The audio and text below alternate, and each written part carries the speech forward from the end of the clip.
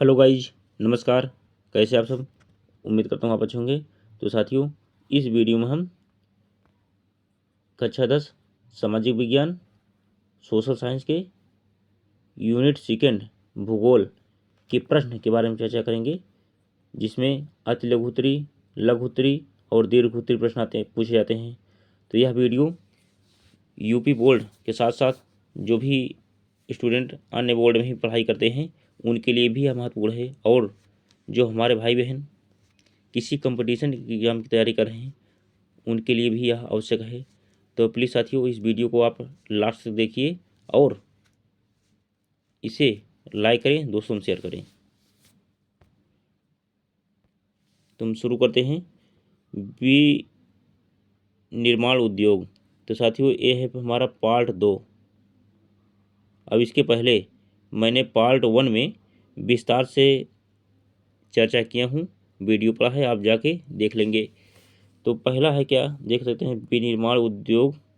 उसके बाद important question यानी महत्वपूर्ण प्रश्न, अति लघुत्तरी प्रश्न। अति का मतलब छोटे में आपको देना है। पहले क्या है, विनिर्माण क्या है, थोड़ा टाइप होने में वो हो गया था। विनिर्माण,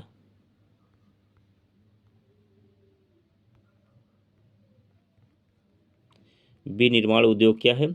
तो क्या है, कच्चे माल के गुणों एवं उसके रूप में परिवर्तन के द्वारा उसको ज़्यादा मूल्य वाली वस्तु यानी मूल्यवान वस्तु में बदलना विनिर्माण कहलाता है।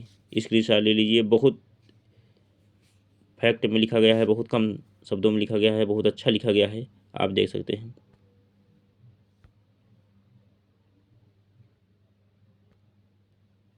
नेक्स्ट क्वेश्चन नंबर 2, ध्वनि प्रदूषण को बढ़ावा देने वाले उद्योगों के नाम बताइए। उत्तर क्या होगा, जनरेटर, औद्योगिक व निर्माण कार्य, लकड़ी चीरने के कारखाने, विद्युत ड्रिल।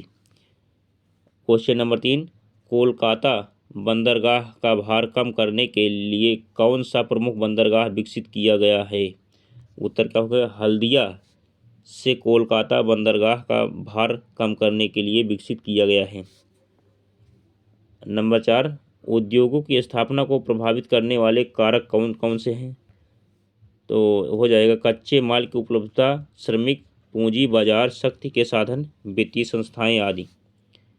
स्क्रीनशॉट ले लीजिए साथियों इसका। नेक्स्ट क्वेश्चन नंबर 5, कौन सा उद्योग चूना पत्थर को कच्चे माल के रूप में प्रयोग करता है? तो उत्तर क्या हो जाएगा, लौह एवं इस्पात उद्योग। क्वेश्चन नंबर 6, विनिर्माण उद्योगों का क्या महत्व है? उत्तर क्या है, विनिर्माण उद्योगों के विकास तथा स्पर्धा से कृषि उत्पादन और वाणिज्य व्यापार को बढ़ावा मिलता है। नेक्स्ट क्वेश्चन, सार्वजनिक उद्योग को परिभाषित करें। तो आंसर क्या हो जाएगा इसका, जो उद्योग सरकार के स्वामित्व और संचालन में होते हैं उन्हें सार्वजनिक उद्योग कहते हैं। यह सार्वजनिक उद्योग कहा जाता है। उदाहरण जैसे क्या, भेल सेल, भेल सेल 2 हैं। अब इसके बाद, सीमेंट उद्योग की इकाइयां गुजरात में क्यों लगाई गई हैं?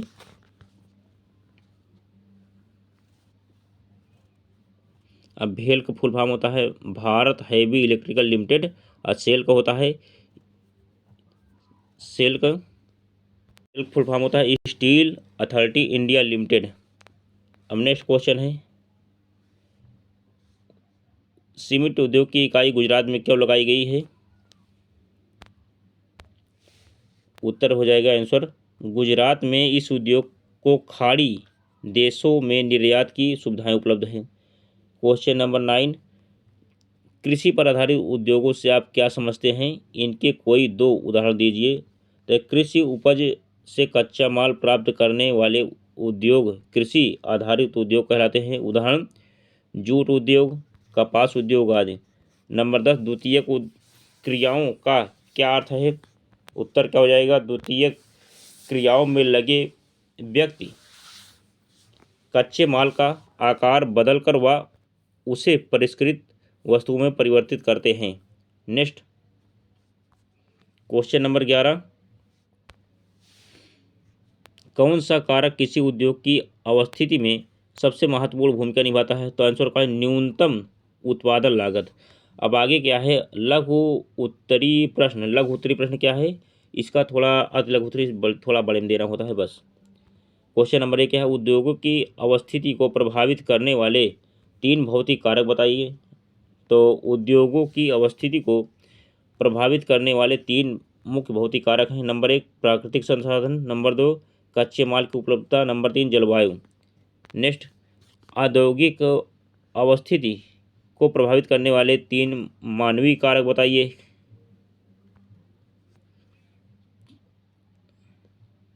तो इसमें हो जाएगा औद्योगिक अवस्थिति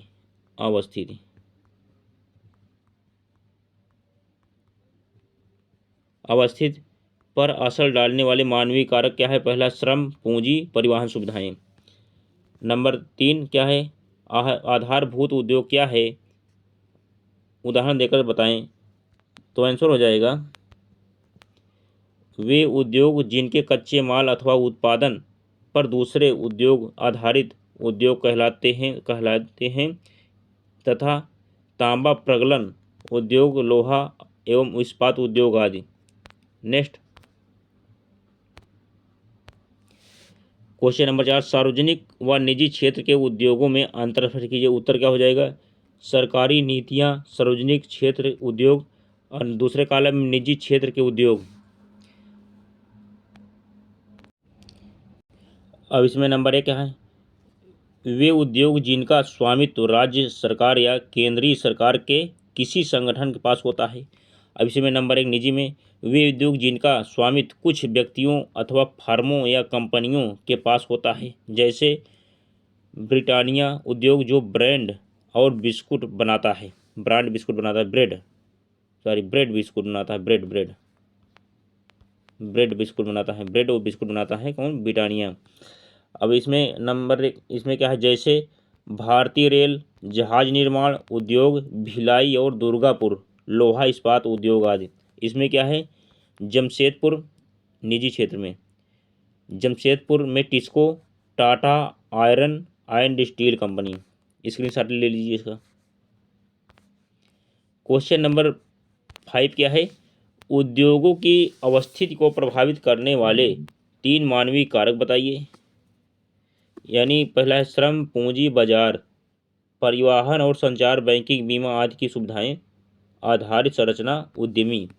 क्वेश्चन नंबर 6 देखिए, भारत में सूती वस्त्र उद्योग के सामने कौन कौन सी समस्याएं हैं। उत्तर, पुरानी और परंपरागत तकनीक, लंबे रेशे वाली कपास की पैदावार कम होना। अब आगे क्या है, नई मशीनरी का अभाव, कृत्रिम वस्त्र उद्योग से प्रतिस्पर्धा, अनियमित बिजली की आपूर्ति। चलिए इसका स्क्रीनशॉट ले लीजिए साथियों। नेक्स्ट, महाराष्ट्र और गुजरात में सूती वस्त्र उद्योग के स्थानीयकरण के कारणों की व्याख्या कीजिए। उत्तर क्या है, सूती वस्त्र उद्योग निम्नलिखित कारणों से महाराष्ट्र और गुजरात में केंद्रित है। कच्चे माल की उपलब्धता, अंतर्राष्ट्रीय व्यापार के लिए बड़ा बाजार, बंदरगाह तक परिवहन सस्ता था, इन क्षेत्रों में सस्ता श्रम। क्वेश्चन नंबर 8 क्या है, भारत की अधिकांश जूट मिलें पश्चिम बंगाल में क्यों स्थित हैं। उत्तर क्या हो जाएगा, भारत की अधिकांश जूट मिलें पश्चिम बंगाल में स्थित हैं, मुख्य रूप से हुगली नदी किनारे, क्योंकि जूट उत्पादक क्षेत्र कम विस्तृत, जल परिवहन जूट मिलों को कच्चे माल की सुविधा के लिए सड़क मार्ग, रेलवे और जल मार्ग के अच्छे नेटवर्क द्वारा समर्थित हैं। नेक्स्ट, स्वामित्व के आधार पर उद्योगों का वर्गीकरण कीजिए, क्योंकि ये साथियों ये सब क्वेश्चन आए हुए एग्जाम में वही करा रहा हूँ और आने की संभावना है ज़्यादा। तो नंबर 1 सार्वजनिक उद्योग, नंबर 2 निजी उद्योग, नंबर 3 संयुक्त उद्योग, नंबर 4 सहकारी उद्योग। इतने प्रकार के उद्योग हैं। क्वेश्चन नंबर 10 है क्या, लोहा और इस्पात उद्योग को भारी उद्योग क्यों कहा जाता है, व्याख्या करें। उत्तर क्या हो जाएगा आंसर, लौह अयस्क, कोयला और चूना जैसे सभी कच्चे माल प्रकृति से ही भारी हैं। अब इस उद्योग के तैयार उत्पादों को परिवहन हेतु उच्च लागत की आवश्यकता होती है। चलिए अब आगे नेक्स्ट, क्वेश्चन नंबर 11 क्या है, छोटा नागपुर पठारी क्षेत्र में लौह और इस्पात उद्योग की अधिकतम सांद्रता क्यों है? अब उत्तर क्या हो जाएगा? लौह अयस्क की कम लागत, अब नज़दीक में उच्च श्रेणी के कच्चे माल की उपलब्धता, नेक्स्ट सस्ते श्रम की उपलब्धता, घरेलू बाजार में विशाल विकास क्षमता। क्वेश्चन नंबर 12 क्या है? औद्योगिकीकरण और शहरीकरण साथ साथ चलते हैं, कथन की व्याख्या करें। उत्तर क्या हो जाएगा? शहर उद्योगों को बाजार, बैंकिंग, बीमा, परिवहन, श्रम, सलाहकार, वित्तीय सलाह आदि जैसे सेवाएं भी प्रदान करते हैं, जबकि उद्योग शहरों के निर्मित सामान, रोजगार और ऊर्जा आदि प्रदान करते हैं। इसका स्क्रीनशॉट लीजिए, बहुत महत्वपूर्ण है, एक क्वेश्चन है, इंपॉर्टेंट कर लेना है IMP। उसके बाद चलिए इसको देखिए, कपास उद्योग क्या है? कपास उद्योग की प्रमुख समस्याएं क्या हैं? चलिए यहाँ पे लिख लेते हैं, कपास उद्योग की प्रमुख समस्याएं क्या हैं? उत्तर क्या हो जाए? बिजली की आपूर्ति, अनियमित मशीनरी को उन्नत करने की आवश्यकता, श्रम का कम निष्पादन, सिंथेटिक फाइबर उद्योग के साथ कड़ी प्रतिस्पर्धा। क्वेश्चन नंबर 14 देखिए, उद्योगों द्वारा पर्यावरणीय प्रदूषण को कम करने के लिए उठाए गए विभिन्न उपायों का वर्णन कीजिए।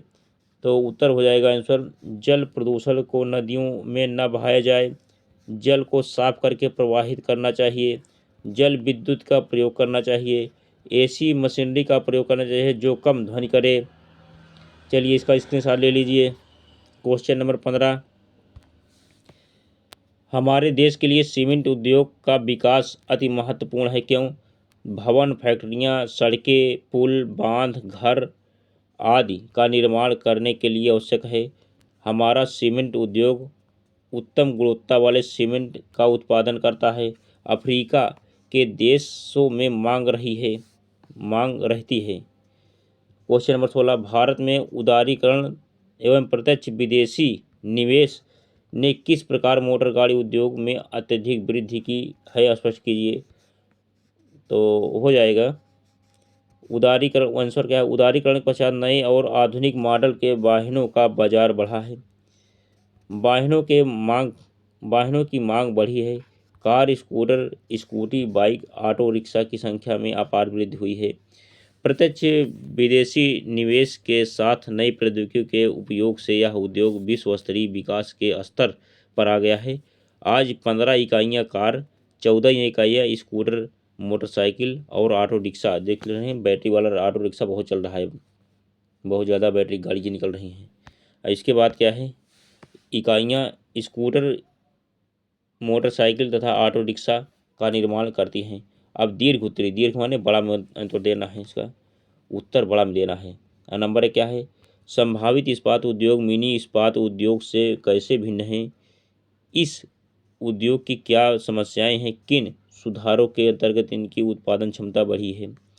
तो उत्तर क्या हो जाएगा? संभावित इस्पात, समन्वित इस्पात उद्योग से हमारा आशय एक ऐसे इस्पात संयंत्र से है जिसमें माल से लेकर इस्पात बनाने तक की सभी क्रियाएं की जाती हैं, जबकि मिनी इस्पात उद्योगों में वे छोटे संयंत्र हैं जिसमें उत्पादन प्रक्रिया के दौरान विद्युत भट्ठी, रद्दी इस्पात और स्पंज आयरन का प्रयोग किया जाता है। इन उद्योगों में रोलर्स होते हैं जिससे इस्पात की झिल्लियों का इस्तेमाल किया जाता है। इन उद्योगों द्वारा प्रायः हल्के स्टील या निर्धारित अनुपात के कठोर व मिश्रित इस्पात का उत्पादन किया जाता है। इस्पात उद्योग की समस्याएं निम्नलिखित हैं। नंबर 1, कोकिंग, कोयले की सीमित आपूर्ति और ज़्यादा लागत। नंबर 2, श्रमिकों की निम्न उत्पादकता। चलिए इसका स्क्रीनशॉट ले लीजिए। नेक्स्ट, इस्पात उद्योग व छोटे संयंत्र हैं जिसमें उत्पादन प्रक्रिया के दौरान विद्युत भट्ठी, रद्दी इस्पात और स्पंज आयरन का प्रयोग किया जाता है। इन उद्योग में रोलर्स होते हैं जिसमें इस्पात की झिल्लियों का इस्तेमाल किया जाता है। इन उद्योगों द्वारा प्रायः हल्के स्टील या निर्धारित अनुपात के कठोर व मिश्रित इस्पात का उत्पादन किया जाता है। इस्पात उद्योग की समस्याएं निम्नलिखित हैं। कोकिंग, कोयले की सीमित आपूर्ति और ज़्यादा लागत, श्रमिकों की निम्न उत्पादकता, अविकसित अधोसंरचना, ऊर्जा की अनियमित आपूर्ति। इस्पात उद्योग की उत्पादकता में बढ़ोतरी में निजी उद्यमियों के प्रयास तथा उदारीकरण एवं प्रत्यक्ष विदेशी निवेश का बड़ा योगदान रहा है। आगे क्या, उद्योग पर्यावरण को कैसे प्रदूषित करते हैं। उद्योग पर विभिन्न तरह के प्रदूषण तथा जल, वायु, भूमि तथा ध्वनि प्रदूषण के लिए उत्तरदायी हैं। ये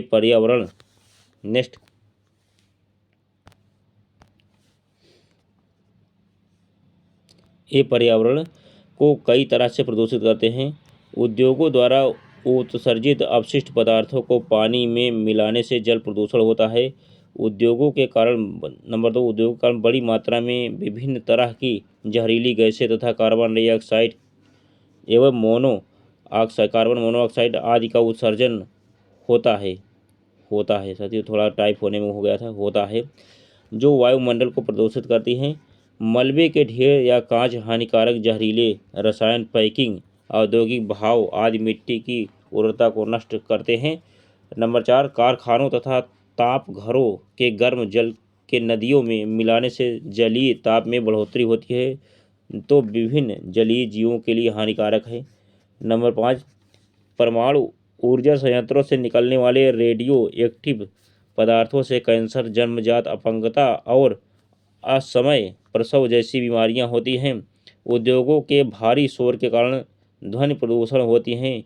इस तरह उद्योग विभिन्न प्रकार के प्रदूषण एवं बीमारियों के कारण हैं। चलिए स्क्रीनशॉट ले लीजिए इसका।